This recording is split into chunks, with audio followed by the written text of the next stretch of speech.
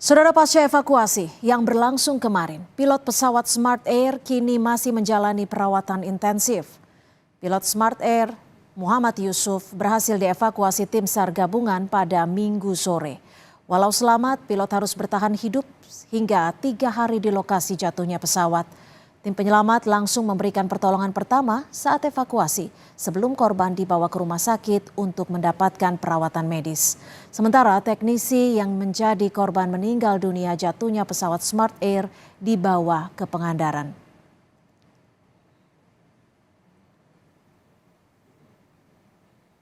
Dari rumah sakit seperti itu, dan mungkin nanti saya kabarkan kalau sudah dapat. Sudah koordinasi sama keluarganya? Oh, pasti Pak, dari awal. Sudah koordinasi sama keluarga lagi? Sudah. Dan akan tetap dipulangkan ke kampung pasti. halaman. Di mana pun yang meninggal? Ke Pangandaran, Pak.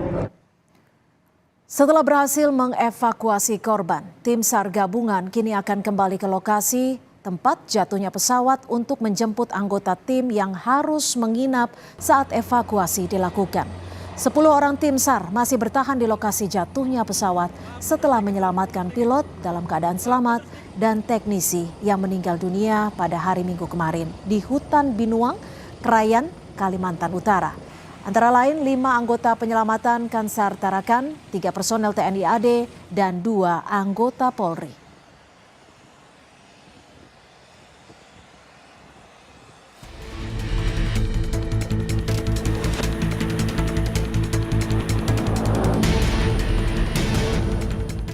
Proses evakuasi kru pesawat Smart Air membuahkan hasil. Hari Minggu kemarin, tim gabungan berhasil menemukan lokasi jatuhnya pesawat di hutan di Binuang, Krayan, Nunukan, Kalimantan Utara, dan menemukan pilot Kapten Yusuf dalam keadaan selamat. Namun kopilot atau mekanik pesawat bernama Denny ditemukan meninggal dunia. Pilot pesawat Smart Air jenis Pilatus tersebut harus bertahan hidup selama 3 hari di tengah hutan.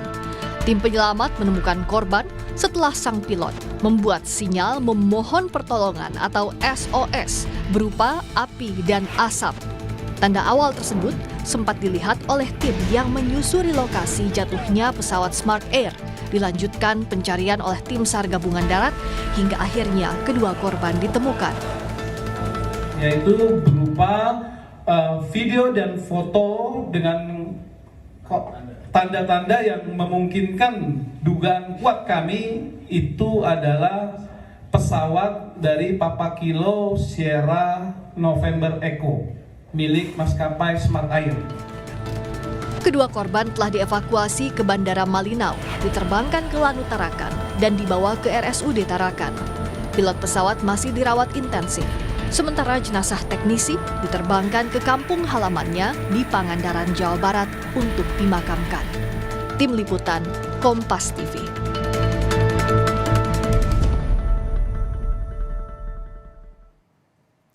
Lalu bagaimana cerita di balik proses penyelamatan pilot Smart Air dan perkembangan evakuasi terhadap 10 tim SAR gabungan pasca menyelamatkan pilot dan teknisi pesawat Smart Air?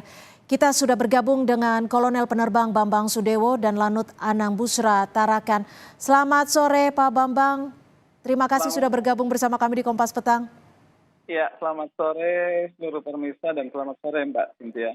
Iya, pertama-tama kami ingin mengucapkan apresiasi sebesar-besarnya terhadap tim SAR gabungan yang telah berhasil menjangkau lokasi dan juga mengevakuasi para korban jatuhnya Smart Air. Pak Bambang, kami ingin kembali mengkonfirmasi bagaimana Anda bisa meyakini ada tanda SOS berupa asap yang saat itu terlihat dari pilot? Untuk kisahnya memang cukup dramatis, Mbak. Jadi saya bisa jelaskan di sini awal dari persiapan kita untuk mencari dan menentukan tentunya berdasarkan data yang didapat dari ELC, yaitu alat yang terpancar dari pesawat. Kemudian dari dasar itu kita mencoba memetakan rute semuanya dan kita coba mencari dengan segala kemampuan kita. Dan terakhir sebetulnya usaha pencarian itu hampir saja kita close, kita tutup pada hari itu. Tetapi kita masih membuka peluang yaitu dengan menerbangkan satu pesawat Smart Air yang dimana pilot Smart Air ini terlatih untuk terbang dari Tarakan ke Binuang, kemudian kita coba mensimulasikan rute sesungguhnya yang biasa mereka lakukan. Dan tepat saja ketika hal itu dilakukan, cuaca dalam kondisi baik, kemudian ada tanda asap. Nah, dari tanda asap ini akhirnya kita memfokuskan, pilot Smart Air memfokuskan, akhirnya yang Smart Air ini sudah di dalamnya juga ada tim observer dari SAR kita, sehingga alhamdulillah pada hari itu pukul sudah cukup sore, hasil itu ditemukan. Nah, ini yang membuat kita semakin optimis bahwa dari tanda asap itu di tengah belantara hijau berarti ada tanda-tanda. Ya, ternyata betul dari hasil fotonya kemudian kita analisa, tanda itu bukan dari hasil kebakar pesawat, tetapi itu hasil dari api yang dibuat oleh tentunya prediksi kami dari kru yang selamat di pesawat itu. Nah, dari situ kita mulai optimis. Walaupun pada hari itu hari pertama itu kita belum bisa masuk ke lokasi, tapi dengan tanda itu, dengan koordinat yang sudah cukup pasti, akhirnya dengan bekal itu kita analisa untuk kegiatan di esok harinya, Mbak. Oke, ada tanda asap SOS. Lalu ini kan kita tahu bahwa ini ada di tengah hutan belantara. Kendala apa yang ditemukan saat penyelamatan, Pak Bambang? Tentunya ini yang menjadi masalah, handicap kami adalah yang pertama tentunya cuaca. Karena ketinggian itu 5.000 feet. 5.000 feet rata-rata awan itu rata-rata terendah adalah 2.500 feet. Sedangkan ini berada di ketinggian 5.000 feet. Sehingga otomatis dan sudah menjadi iklim di wilayah Kalimantan ini, rata-rata baru membuka itu di antara jam 10 pagi ke atas.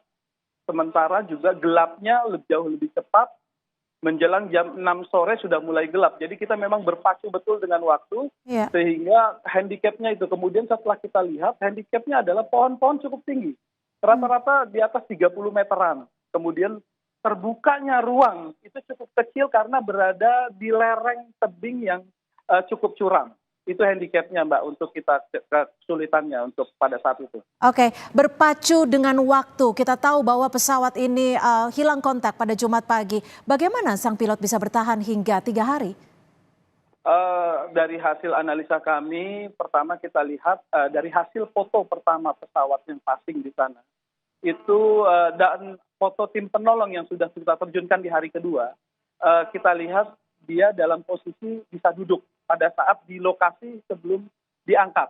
Nah, dengan dasar itu berarti alhamdulillah kemungkinan yang selamat, kru yang selamat, pilot yang selamat ini masih bisa melakukan pergerakan, ya, walaupun tidak sebebas yang kita bayangkan, tetapi juga kan kita sadari bahwa pilot ini memang pasti terbekali, ya, setiap pilot pasti terbekali bagaimana cara bertahan hidup, itu standar pendidikan setiap pilot.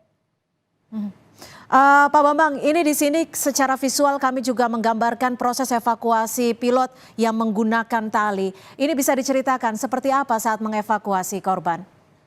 Jadi ketika wilayah sudah terbuka, posisi diketahui, heli melakukan pendekatan. Ya, heli melakukan pendekatan sedekat mungkin dengan kemampuan jarak tali yang sudah kita siapkan, yaitu kita sebut hoist. Ya, hoist itu secara elektrik kita turunkan ke bawah. Kemudian pasukan dari Kopasgat tim penolong akan turun mendahului satu orang untuk karena yang terlatih untuk menggunakan alat ini tentunya dari tim Kopasgat yang satu paket dengan heli Karakal ini.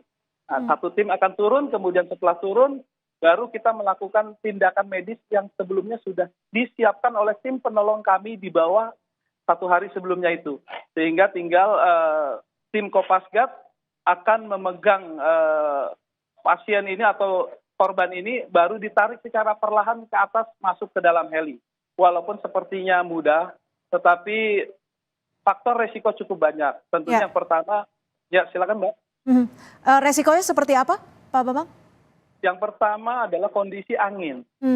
Dengan terulur tali yang panjang, apabila tiba-tiba terdapat angin cukup kencang, itu akan bisa berayun dan itu bisa membahayakan. Kemudian apabila tali elektrik ini macet, itu juga sangat berbahaya. Dan emergensi satu-satunya untuk itu adalah tali diputus. Itu resikonya. Jadi sehingga Itu yang kami sangat khawatirkan ketika prosesi itu terjadi, tetapi alhamdulillah bisa sampai dengan terangkat, Mbak. Ya, puji syukur bagi kita semua karena bisa proses evakuasi berjalan dengan sempurna. Tentu juga menjadi duka yang mendalam bagi kita terkait berpulangnya teknisi pesawat atau juga co-pilot. Tapi boleh dikonfirmasi kepada kami semua, Pak Bambang, seperti apa saat ini kondisi dari pilot? Saat ini informasi dari Rumah Sakit Yusuf SK ya dari tim medis, kondisi stabil tetapi masih sangat butuh perawatan ya secara medis, apalagi dari secara menurut dokter untuk stabil ini insya Allah mampu bertahan. Hanya tinggal kemampuan recovery daripada akibat luka maupun akibat trauma yang ada. Untuk co-pilot sendiri sudah dikembalikan ke keluarga ya Pak Bambang ya? Untuk ini bukan co-pilot Mbak, jadi single pilot dengan satu teknisi. Teknisi ya? Baik.